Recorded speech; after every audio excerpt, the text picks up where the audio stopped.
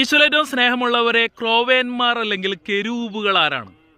വിശുദ്ധ കുർബാനയിൽ നമ്മൾ പ്രാർത്ഥിക്കുന്നുണ്ട്, പരിശുദ്ധരും അരൂപികളുമായ ക്രോവേന്മാരോടും ശ്രാപ്പേന്മാരോടും ചേർന്ന് നാഥനായ നിന്നെ ആരാധിക്കുന്നു.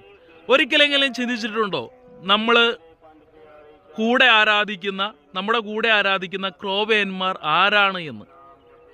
പ്രിയമുള്ളവരെ, ബൈബിളിലേക്ക് വരുമ്പോൾ മാലാഹന്മാരുടെ ഒരു പ്രത്യേക ഗണത്തെയാണ് കെരൂബുകൾ എന്ന് പറയുക. നമ്മുടെ മനസ്സിലെ എല്ലാ മാലാഹന്മാരും നല്ല തടിച്ചുരുണ്ട കുട്ടികൾ, രണ്ട് ചിറകൊക്കെ വെച്ച് അങ്ങനെയാണ് ഒരു സങ്കല്പമാണ്. പക്ഷെ നമ്മുടെ സങ്കല്പത്തിലും വ്യത്യസ്തമാണ് ബൈബിള് നൽകുന്ന കെരൂബുകളുടെ സങ്കല്പം. പലപ്പോഴും നമ്മൾ തെറ്റായിട്ട് മനസ്സിലാക്കിയിരിക്കുകയാണ്.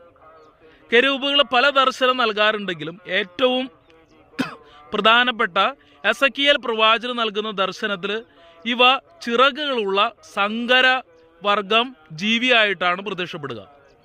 അതായത് കെരൂബിന് 4 മുഖം. ഒരു മുഖം മനുഷ്യരെ പോലെ, രണ്ടാമത്തേത് സിംഹത്തെ പോലെ, മൂന്നാമത് കാളയെ പോലെ, നാലാമത് കഴുകനെ പോലെ. മനുഷ്യരെ പോലെ, കാളയെ പോലെ, സിംഹത്തെ പോലെ, കഴുകനെ പോലെ, ഇങ്ങനെ 4 മുഖത്തോടു കൂടിയ ഒരു സങ്കര ജീവിയായിട്ടാണ് ഈ കെരൂബ് പ്രവാചകനും ദർശനത്തിൽ കാണിക്കുക. അപ്പോൾ ഇത് സൂചിപ്പിക്കുന്നത് ഭൂമിയിലെ സകല ജീവികളും ഒന്നു ചേർന്ന് കെരൂബ് വഴി ദൈവത്തെ സ്തുതിക്കുന്നതാണ്. കാരണം കാട്ടിലേറ്റവും ശക്തനായ ജീവി സിംഹം, ആകാശത്തെ പക്ഷികളിൽ ശക്തൻ കഴുകൻ, വളർത്തുമൃഗങ്ങളിൽ ശക്തൻ കാള, ഏറ്റവും ബുദ്ധിശക്തിയുള്ള ഭൂമിയെ നിയന്ത്രിക്കുന്ന ശക്തനായ മനുഷ്യൻ.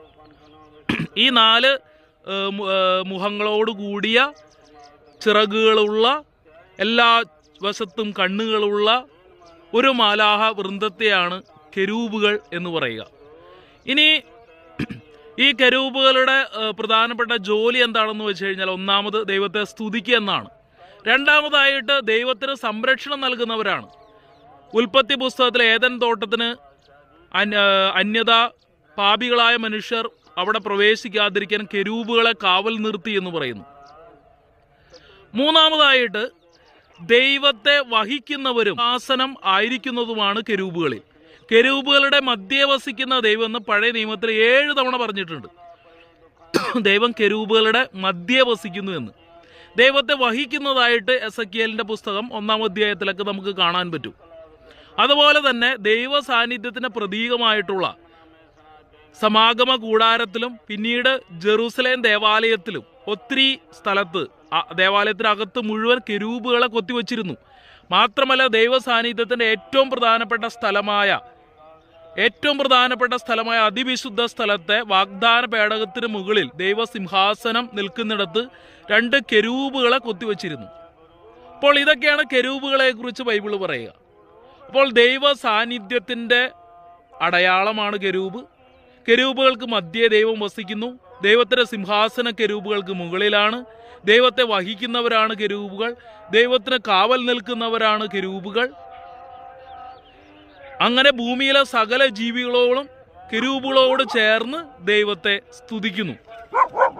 ഇതെല്ലാമാണ് കെരൂബുകളെ കുറിച്ച് അല്ലെങ്കിൽ ക്രോവേന്മാരെ കുറിച്ച് ബൈബിൾ പറയുക.